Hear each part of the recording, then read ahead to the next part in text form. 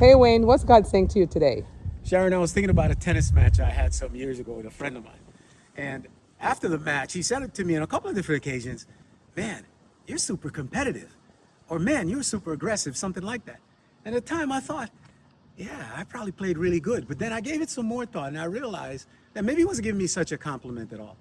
Maybe what he said or what he meant was that I was just being overly aggressive. Like I had to go after every ball, I had to smash every volley, I had to charge the net, and so forth and so on. Actually, basically behaving like the type of player I hate to play with. But at any rate, I started to think that, you know what, that reminds me of some of the verbal volleys we get into, right? You get into an argument or a conversation with someone, they say something you don't like, or they say something that hurts your feelings, and then you've got to return the volley, right? You've got to match them stroke for stroke. And there's no reason for that. A really wise pastor friend of mine once told me, you've got to learn to bear the offense.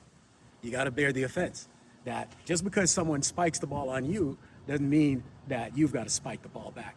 They may come right at you and hit a good one that lands in, and you may think it's unfair, but no reason to yell at the person or to yell at the ref if there is a ref, right? You could just concede the point.